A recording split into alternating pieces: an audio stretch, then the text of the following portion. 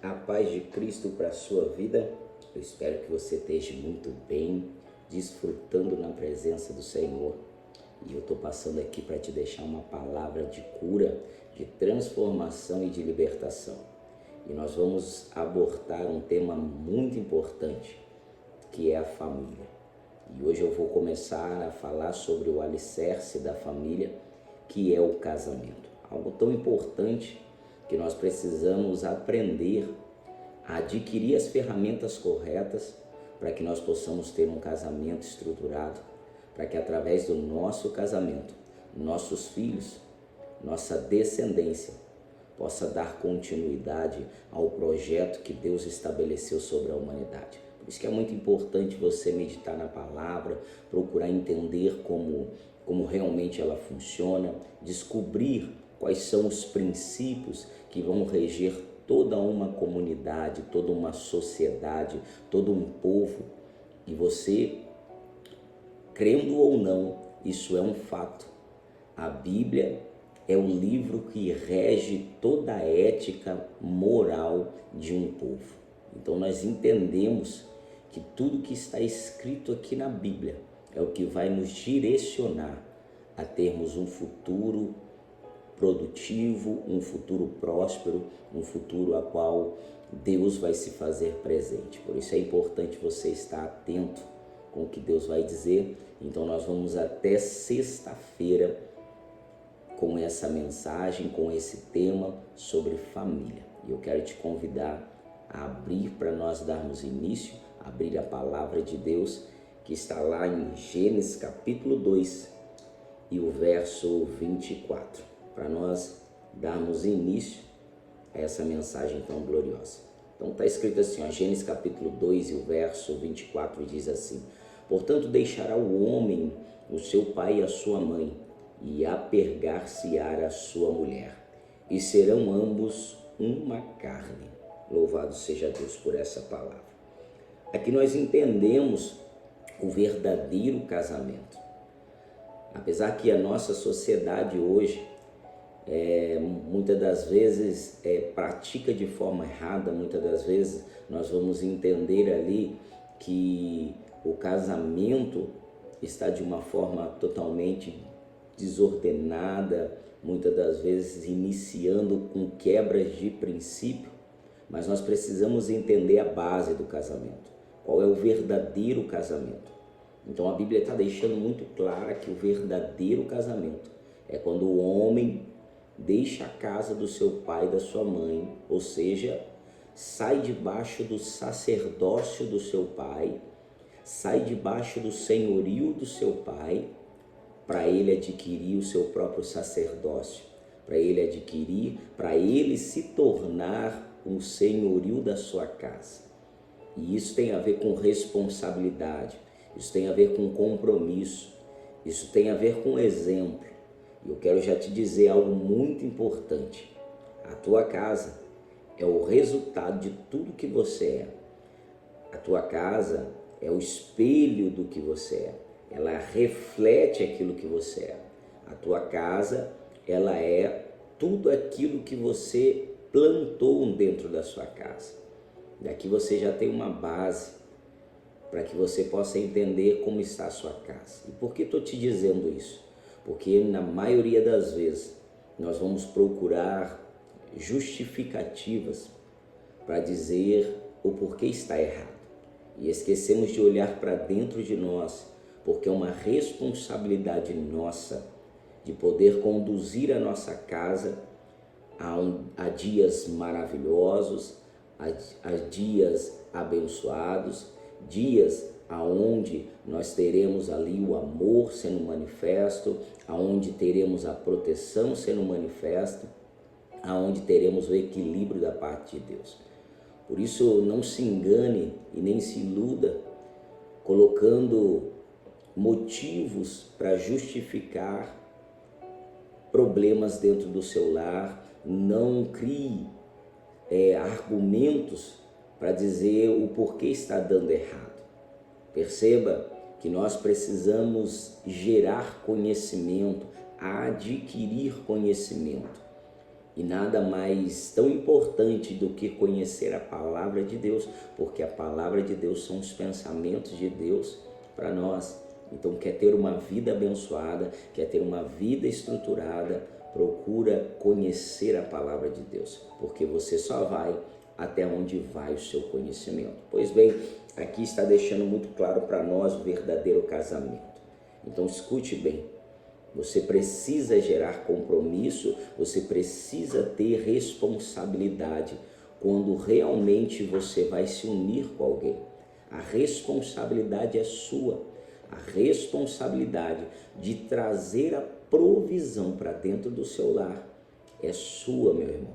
Você, homem, que decide se unir, adquirindo uma família, construindo um lar, você precisa ter isso na tua mente, de que a responsabilidade de ter um casamento estruturado, de ter uma família abençoada é sua. A Bíblia vai deixar isso bem claro. Então, o verdadeiro casamento é quando eu saio da casa do meu pai e da minha mãe e começo a ter os meus compromissos, ter minha responsabilidade. Isso é ser homem.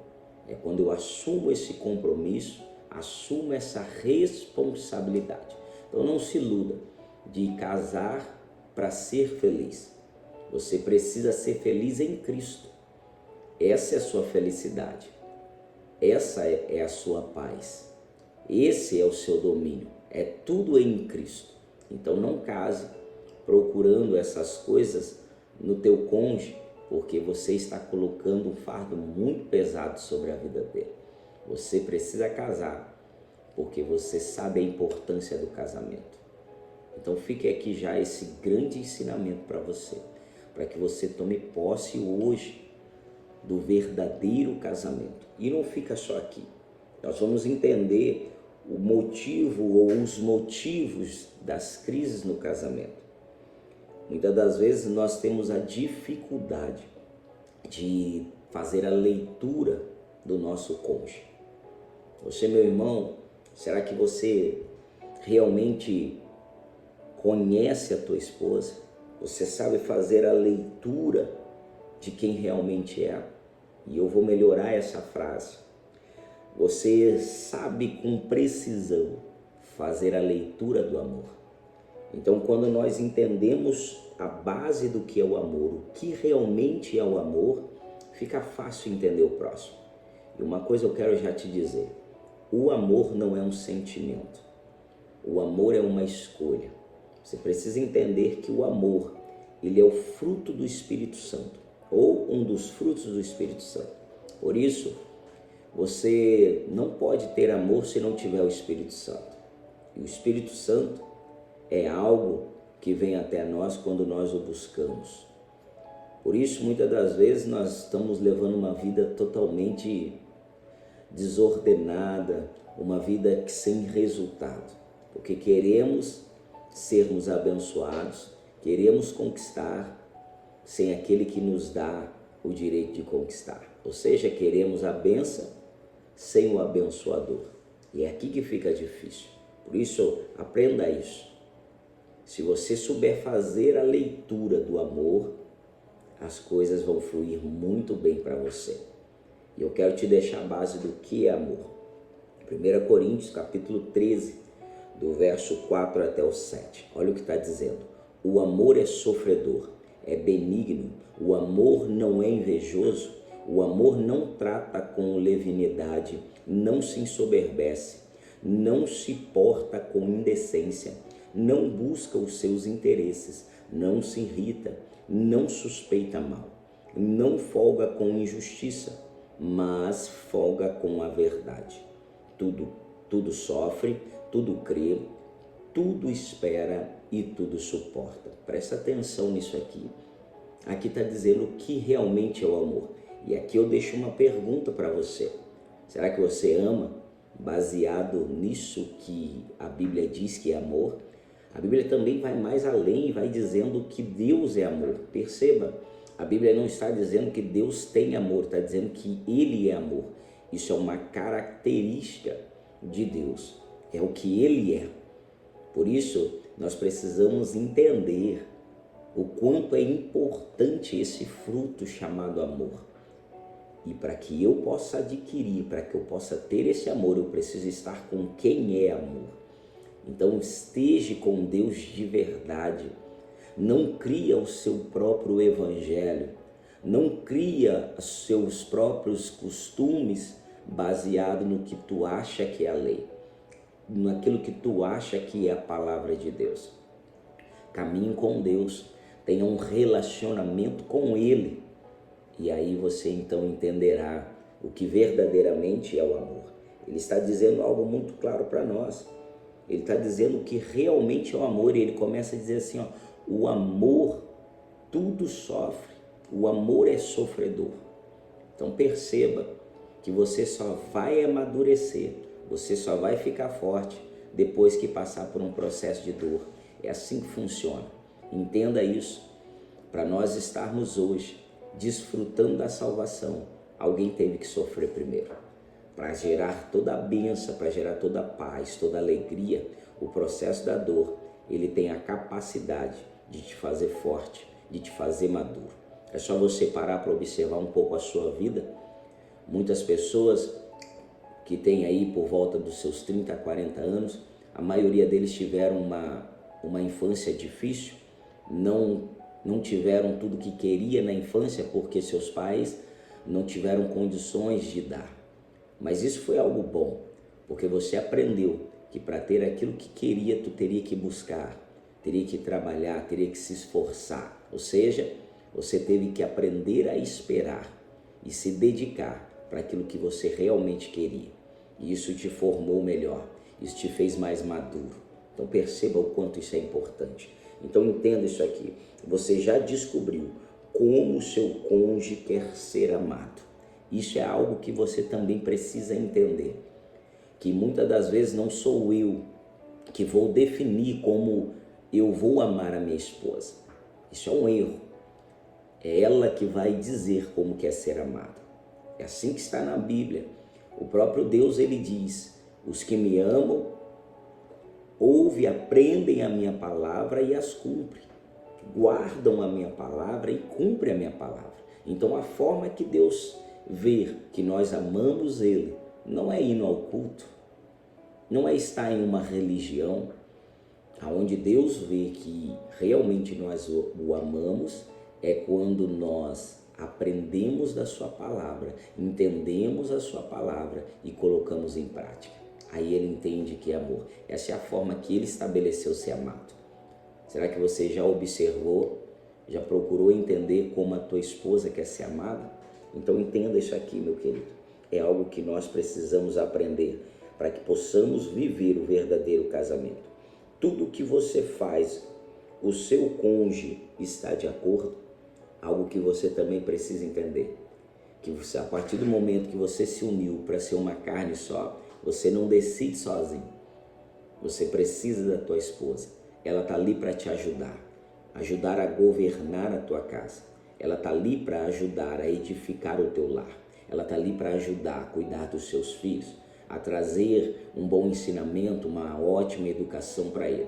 Então será que tudo que você decide fazer, você comunica a ela, você entra em uma concordância com ela? Porque a Bíblia diz a importância de concordar. Lá em Amós capítulo 3, o verso 3, ele vai deixar algo muito claro. Ele diz assim, ó, porventura andarão dois juntos se não tiverem de acordo? Olha como isso aqui é interessante. Será que duas pessoas poderão andar no mesmo caminho se não tiver de acordo? Então tudo que você for fazer, converse com a tua esposa. Você decidiu casar, você decidiu ser uma carne só. Então você não decide nada sozinho. Você entra em uma concordância com a tua esposa em oração, para que então Deus possa abençoar. É assim que funciona. Nós precisamos estar unidos para que realmente o casamento possa gerar os frutos que Deus determinou que o casamento gere. Então, olha que coisa tremenda. A grande crise no casamento é não ter a revelação para que o casamento serve. Será que você tem realmente conhecimento qual é o propósito do casamento, para que ele serve. Olha como isso aqui é interessante e profundo. Então a gente vai entender um pouquinho sobre o que é realmente o casamento. Qual é a revelação que a Bíblia nos traz? Lá em Gênesis capítulo 1 e o verso 26, algo tremendo da parte de Deus. Gênesis 26 e até o 28 diz assim, ó: e criou Deus o homem à sua imagem, a imagem de Deus o criou, homem e mulher os criou. E Deus os abençoou, e Deus lhes disse: frutificai, multiplicai-vos e enchei a terra, e sujeitai-a e dominai sobre os peixes do mar, sobre as aves dos céus e sobre todo o animal que se move sobre a terra. Olha que coisa maravilhosa. Deus, ele deu a terra para o homem ser o senhor da terra. E aonde está provando isso, pastor? Eu te digo aonde está provando. Lá em Salmos de número 115, você pode pesquisar e você vai ver que Deus, ele entrega a terra para o homem. Foi Deus que criou, Deus é o Criador, Deus é Deus da criação, mas Deus não é o Senhor da criação. O Senhor da criação é o homem, porque Deus entregou para o homem a terra. Então vamos lá, Salmo de número 115 e o verso 16. Olha só. Os céus são os céus do Senhor, mas a terra a deu aos filhos dos homens. Ou seja, aqui você precisa entender algo importante. Se a Bíblia está dizendo que a criação do homem é a imagem e semelhança de Deus, nós entendemos que Deus é espírito. Então essa imagem visível que nós olhamos no espelho, olhamos em uma fotografia, não é a imagem e semelhança de Deus, porque Deus é espírito. Então Deus tem multiformas. Então essa não é a forma, essa é a forma da terra. A Bíblia diz que Deus formou o homem do pó da terra. Então essa imagem, quando eu olho para o espelho, quando eu olho para uma fotografia, eu estou vendo a imagem e semelhança da terra. Então a imagem e semelhança de Deus é espiritual. Quando Deus te criou, ele te criou espiritual. Quando Deus te deu uma ordem para você governar a terra, para a terra se sujeitar ao homem, ele deu essa ordem no espírito. Então, quando o homem era espiritual, quando o homem estava na condição somente espiritual, Deus entregou essa ordem. O que eu entendo com isso? Que a única forma de gerar governo aqui na terra é sendo a imagem e semelhança de Deus, é sendo espiritual. E aqui fica algo importante para você entender e tomar uma posição. Você dentro da sua casa, criando o seu próprio conceito de evangelho, você nunca será a imagem e semelhança de Deus. Para ser a imagem e semelhança de Deus, tu precisa praticar os princípios, tu precisa praticar o que a palavra de Deus diz. E a palavra de Deus diz que para nós sermos igreja, precisamos estar reunidos como corpo, para que Cristo seja cabeça. Por isso eu quero te chamar a atenção. Não fique dentro da sua casa, não fique se iludindo com mensagens somente na internet, com palavras de efeito. Isso não é o evangelho, isso não é o verdadeiro evangelho para você viver. O verdadeiro evangelho é quando você está em uma unidade, juntos, formando um corpo para se tornar a igreja. Nós juntos somos a igreja, nós sozinhos somos templo do Espírito Santo. E tudo aquilo que é indivíduo, que está sozinho, a Bíblia vai dizer que é somente um membro. Todo membro fora do corpo vai apodrecer. Escute o que eu estou lhe dizendo. Você precisa se posicionar. Você precisa estar em uma igreja onde Deus se manifesta. Por isso, você precisa verdadeiramente colocar a palavra de Deus em prática. Assim você estará realmente ativando a imagem e semelhança de Deus, porque ela é espiritual. É só assim que podemos governar, sendo espirituais. Será que você consegue ter esse entendimento que a palavra que Deus deixou para nós é para que nós possamos ser espirituais, para que possamos andar no Espírito, temos atitudes espirituais, temos comportamentos segundo a imagem e semelhança de Deus. Aí você começa então a entender sobre o governo. E o que eu quero te trazer mais, para que você entenda de forma clara, os deveres que Deus deixou para o homem, para o marido, para o esposo. Escute algo importante e interessante. Uma das coisas que Deus deixou para o homem está lá em Gênesis capítulo 2 e o verso 5. Eu quero ler para você. Está dizendo assim: e toda planta do campo que ainda não estava na terra, e toda erva do campo que ainda não brotava, porque ainda o Senhor Deus não tinha feito chover sobre a terra, porque não havia homem para lavrar a terra. Então escute só. O que a Bíblia está dizendo para que nós possamos entender aqui algo importante? A Bíblia está dizendo que estava tudo pronto, porém faltava uma coisa para a terra, faltava o homem, para que o homem pudesse lavrar a terra, para que o homem pudesse preparar a terra para o plantio. Só que se você continuar lendo, tu vai ver que o jardim no Éden não foi o homem que plantou.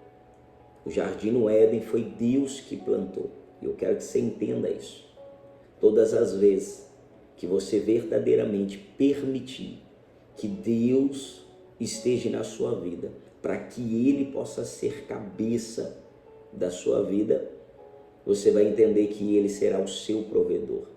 Quem anda com Deus, quem permite que Deus governe a sua vida, você nunca começará a sua história plantando, você sempre começará colhendo. Deus sempre vai começar na sua vida provendo para você. E é aqui que eu quero que você entenda, de nós sermos totalmente dependentes de Deus. Quer ter um casamento abençoado, quer ter uma família próspera, permita que Deus te guie, permita que Deus seja tua cabeça. Esteja atento, seja intencional em praticar a palavra de Deus. Queira ter a verdadeira revelação da palavra do Senhor, para que então você comece a desfrutar de todas as bênçãos que estão nesse livro. E ele continua dizendo algo importante aqui no versículo 15. Olha o que ele vai dizer. E tomou o Senhor Deus o homem e pôs no jardim do Éden para lavrar e guardar a terra. Então presta atenção que ele está dizendo aqui. Ele está dizendo que pegou o homem para o homem começar a cultivar, começar a trabalhar na terra e ser guardião do jardim. Aqui fica algo interessante, porque Adão começa a sua família no jardim. E aqui eu quero que você preste muita atenção. No jardim era a casa de Adão. E Deus deixou uma ordem: você vai lavrar, você vai plantar, você vai cuidar disso e vai ser protetor, vai ser guardião da tua casa. Perceba que Deus está deixando um princípio. Ser provedor e ser guardião é o dever de todo homem que decidiu se casar. Então você precisa prover para a sua casa. E não é prover só em área financeira, é prover em tudo. Porque a Bíblia vai dizer que o homem é o cabeça da mulher. Tu precisa prover tudo. Preste atenção no que eu estou lhe dizendo. Então, prover financeiramente, prover espiritualmente, prover emocionalmente, isso é um dever do homem. Então, escute o que eu estou lhe dizendo. Se você verdadeiramente está alinhado com Deus, Deus sendo tua cabeça, Ele é o teu provedor, tudo que você precisa, Ele vai entregar para você, Ele vai prover para você, de modo então que você tem recursos para prover para a tua casa. Perceba o quanto isso fica mais poderoso e profundo quando nós entendemos de fato os nossos deveres. Uma outra coisa que Deus deixou para nós como dever do homem, como dever do marido. Olha que coisa fascinante, tremenda. E aqui é o último versículo que eu quero deixar para você, para que você medite e escute o que eu estou lhe dizendo. Tu precisa se posicionar. Não vai valer de nada você simplesmente ouvir esse áudio e ignorá-lo. Você precisa se posicionar. As coisas só irão mudar ao partir do momento que você mudar e se movimentar para essa mudança, aí as coisas realmente irão mudar. Então preste atenção em Efésios capítulo 5. Tem algo muito profundo da parte de Deus aqui. E eu quero compartilhar com você. Efésios 5, do 22 até o 23. Está registrado assim. Porque o marido é o cabeça da mulher, como também Cristo é o cabeça da igreja, sendo ele o próprio Salvador do corpo. Porque de sorte que assim como a igreja está sujeita a Cristo, assim também as mulheres sejam em tudo submissas ao seu marido. Olha que coisa interessante aqui, presta atenção. Ele está deixando algo muito claro, porque o marido é o cabeça da mulher. Perceba, é o marido que vai dar recursos para a mulher. Então, quando você diz que a mulher não ama, significa que você não deu amor para ela. Quando você diz que a mulher não é paciente, significa que você não deu essa paciência para ela. Quando tu diz que a mulher, quando sempre você coloca um defeito na tua esposa, tu precisa olhar primeiro para você, porque você precisa entender que tu é o provedor. Então quem ama primeiro é o homem, quem é paciente primeiro é o homem, quem é longânimo primeiro é o homem, quem é sábio primeiro é o homem. Perceba que todas as ferramentas que você precisa para reger a tua casa vai fluir de você. Por quê? Porque você decidiu que Deus é a tua cabeça, que Deus é o teu provedor. Então, se você anda segundo esses princípios, Ele vai prover tudo que você precisa para que você venha prover para a tua casa. Assim começa um casamento, assim é o verdadeiro casamento. E aí você vai entender, quando a Bíblia diz que a mulher, ela é submissa ao teu marido. E por que ela é submissa ao marido? Porque o marido dá todo o recurso para ela se submeter a ele. E o que a palavra submeter quer dizer é que o marido tem uma missão e a esposa tem uma submissão. E ela está totalmente envolvida a ajudar o marido na missão que ele tem, na missão que ele recebeu. E qual é essa missão que ele recebeu? Governar bem a sua casa. Olha que coisa maravilhosa. A própria Bíblia diz que aquele que não consegue governar a sua própria casa poderá cuidar da casa do Senhor. Então que você possa tomar uma posição nesse dia, que você verdadeiramente venha se direcionar e o nome de Deus venha ser glorificado. Se posicione de forma clara, de forma concisa, para que você possa viver o sobrenatural de Deus. Eu quero orar por você e declarar bênçãos do Senhor sobre a tua vida. O maravilhoso Deus, Pai eterno e todo-poderoso, em nome do teu Filho Jesus Cristo, venha sobre nós nessa hora, quebra todo impedimento agora, e que este homem que me ouve, ele venha se posicionar para viver tudo aquilo que o Senhor tem para ele viver. Pai querido, que ele venha ter as atitudes corretas, que ele venha ser transformado nessa hora. Quebra todo impedimento, toda crise no casamento, todo bloqueio nesta casa, e que o teu nome venha ser glorificado. Faz com que o teu nome seja glorificado sobre este lar. Quebra toda maldição, Pai querido, em nome de Jesus. Eu declaro o shalom do Senhor sobre essa casa. Pai, em nome de Jesus Cristo, faz o teu mover e que o teu nome venha ser glorificado, para a honra e a glória de Jesus. Amém e amém. Fica firme, porque Deus é contigo. Seja intencional em colocar a palavra de Deus em prática e tu verás a glória do Senhor. Que Deus te abençoe e que Deus te guarde em nome de Jesus.